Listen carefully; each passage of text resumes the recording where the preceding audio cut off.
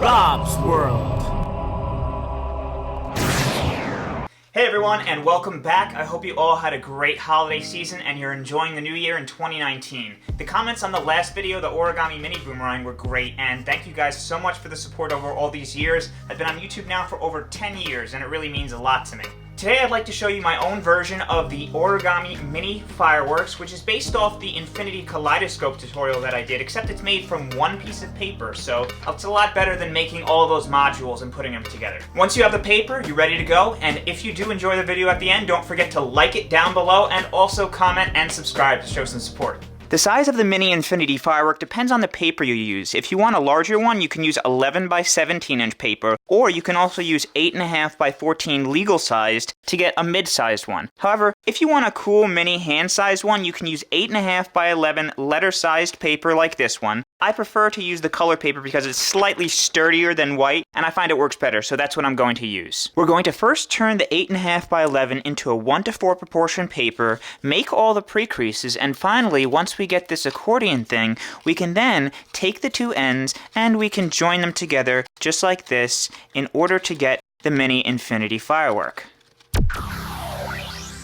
To get a 1:4 proportion paper like this, we need to first divide the paper into 4 sections. Now, I've already pre-creased this one, but to do it, we first fold the paper in half by taking the left side and folding it to the right side, and then rotate it so the open edges are on top. Take the top edge, fold it down, and then flip it over and do the same. Crease it sharply, and when you open it, it'll look like an M from the side. Airplane fold both corners in, just like this, and at this point if you want to take a ruler and draw a line at the base of the corner triangles and cut it, you can, but I prefer to flip it over like this, fold the top edge down until the edge is in line with the triangles, and then make a nice sharp crease on the top there, and then you could tear it. And now you have a 1:4 proportion paper. The next step is going to be to split it into 8 sections just like this. I'm going to draw on the center just so you could see it a little bit easier because it does become important. To split it into 8 sections, we're going to take this line here in between these two right boxes and we're going to just pinch it like this. And we're going to bring it directly into the middle line just like that. And what that does is it splits this box in half. So let's go ahead and do that. Just pinch it, bring it into the middle, right on top of that line I drew, and then you're going to press in the middle of this right box here. So just press right down here. Then we could take the outside edge and also fold it directly into the middle. Once it's there, then once again make a crease. Do the same with the left side. So just pinch the left side, bring it into the center also, and then crease it on the left box, and then fold the left edge into the center, and crease both sides sharply. When you open it, you'll see we've now split the paper into 8 sections, and I'm just going to draw on them so you can see them a little easier because they become important when we make the diagonal folds.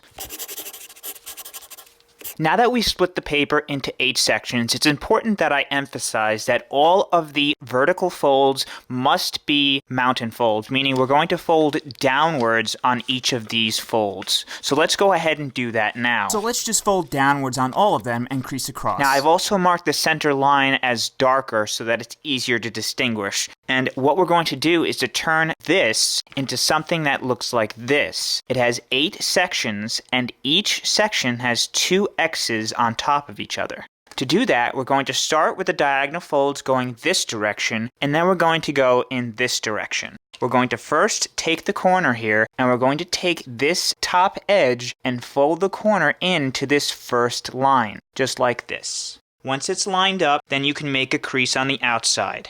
Then we're going to go to the second line in. So this one has already been made, so all you need to do is to fold it down and just reinforce it by sharpening it. Then we're going to go to the third one.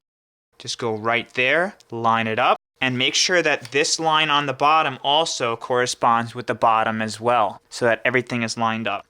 Make a nice sharp crease. And then finally go in directly to the center line here. Once it's lined up again, make a crease. Now, we could flip it over just like this, and we're going to do the same with the upper right. So just like before, go to the first line, the second line, the third line, and then finally the center. Now, when you open it up, you'll see that we did all of them except one from here to here. So what you do is you just take it, fold it down to the center, and then just shift this edge over to the next line to the left of the center. So just shift it over and crease like before. So now we've finished all of the diagonal lines going this way, and I'm just going to draw on them so you can see it a little bit easier.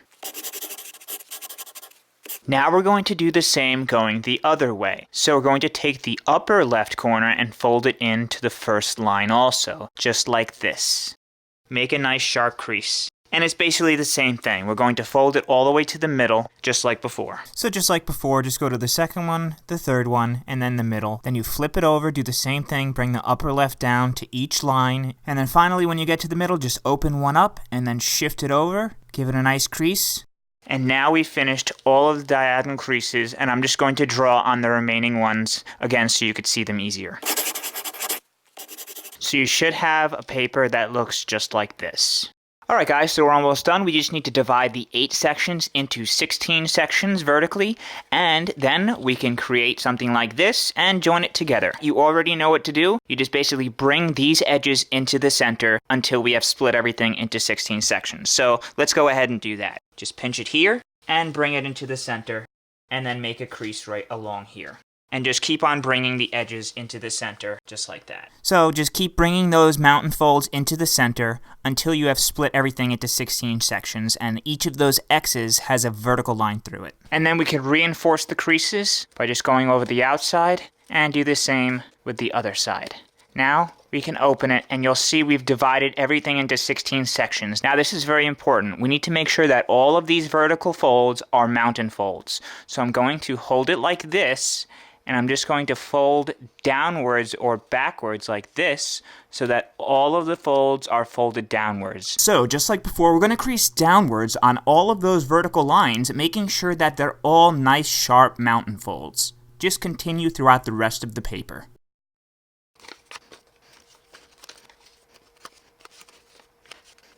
Now that we've done that, I'm just going to reinforce that all of the diagonal folds are valley folds. So just take it and then just push it and then go through all of the folds. This is very important. It makes it 10 times easier, trust me. So I'm just taking the paper and just going back over those X folds or diagonal valley folds we made. Now that we finished all the pre-creases, we can make it into this and then finish up by joining the ends. Alright everyone, once you've reinforced all of these vertical fold mountain creases, so they're folded downwards sharply so that they look like an upside down V, and you've gone through that throughout the whole paper, and you've also done all of these diagonal fold valley creases so that they look like a V, then you should notice that the paper sort of takes shape. You'll notice that there is a center row of diamonds, and each of the diamonds should have a mountain fold in it. Now, if any part of the paper is protruding or sticking up like this at the mountain fold, you're going to push inwards on it, so just push on either side of these diamonds throughout the whole paper, and that will pop anything that's sticking up down so that each of these little diamonds in the center row has a mountain fold. You'll also notice that there are 2 outer rows of diamonds around the center row. And on top you should notice that we have these upside down triangles, and they're all inside reverse folded so that it looks like a zigzag all the way across the paper on both ends. Now if you turn it upside down, remember this is going to be the inside, the side that we drew on. If you turn it upside down, you can more easily see that there's a center row here. And on either side, there are those 2 diamond rows. What we're going to do is we're just going to take the 2 diamonds that are on top and touching each other. We're just going to bring them and pinch them together like this. So just go through the paper and just take the tips and just pinch them together like that. And you'll notice it'll kind of collapse things in the middle as well, the center diamond. So just pinch it all the way throughout the paper. So your paper should look a little bit more like this now. When you flip it back to the inside, you should have all mountain folds on these center diamonds, and you could see that really easy if you hold it like this. You could see all these little mountain folds that are sticking up here. What we're going to do is we're going to start with the end here, and I'm just going to grab it. And this point on the end is going to be brought down. So you're going to basically take this first diamond and squish it together like this. What you're going to do is take your pointer fingers and push on top of these inside reverse folds, these upside down diamonds. And you're going to put your middle finger behind the triangle here on top, and you're going to squish it down together. Then you're just going to move forward this way. So you're going to push on these inside reverse fold, these upside down triangles, and push them together. So just take them, push them together, move your middle finger behind the triangle right here, and then bring it to your thumb. So just squish it. Then just keep doing that. Push these two together and squish it, push, and then pull on the back of this triangle here, this inside reverse fold, like this, and just keep doing that. So just push and pull, push and squish, push and squish. And then for the end, it's the same thing. You're just going to push these two together, and you'll see that these little tips, these tips will go together, and these edges will meet. And then you could just flatten everything out just like that. And that's basically how to collapse it. So it should look just like this once you've finished. You'll see on the bottom you have 8 diamonds. And you'll see on top that all of these inside reverse folds are zigzagged. Now they should be tucked in. If you have something like this, where it's kind of tucked out just like that, then all you need to do is to open it, and you just need to tuck it in like this. And then flatten it out, and you're ready to move on. Once your paper looks like mine, with 8 of these triangles on the top, 8 on the bottom, as well as the 8 diamonds like this, we're going to interlock the 2 ends by overlapping these left 2 triangles with the right 2 triangles. Just to help you visualize that, I've marked the top of the 2 triangles on the right, and I've also marked the 2 triangles on the left, along with the inside here. As you'll notice, on the left side of this diamond, I drew an X, and all the way on this point on the end here, I've also drawn a half of an X, because these are the points that are going to be overlapped. To do that, I'm going to take the left side first triangle here on the top, and I'm going to pinch it between my thumb and pointer. I'm going to do the same with the right side, just like this. Now I'm going to bring the left side and the right side together. And remember, the left side is going to get tucked into the right side, okay? So what I'm going to do is to take the right triangle and put it right behind the left triangle, just like this.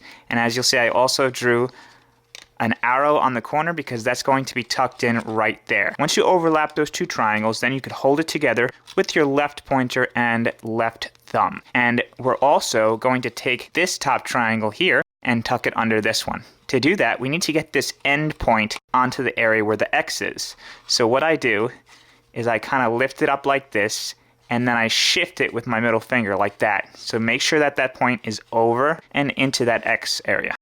See, as you'll see, it doesn't want to go there, so I lift it up, and then I grab the point here, and I shift it until it's underneath this X.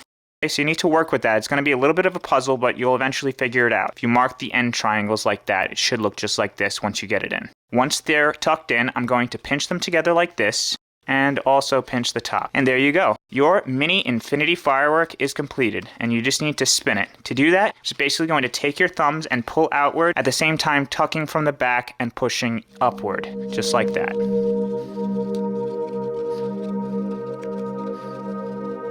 Thank you so much for watching the video. I hope you liked it, and I am looking forward to, and I'm really excited about making some new stuff this year. I'd like to switch it up and bring some new, fresh content to my channel that's fun, educational, entertaining, and that you guys will enjoy. There's so many things that I like: crafts, cooking, chess, pool, poker, paper, juggling, puzzles, riddles, movies, anime, just to name a few. So if you have any suggestions, please be sure to let me know down below, and be sure to stick around and hit that notification bell. Looking forward to the rest of 2019, and I hope you have a perfect day.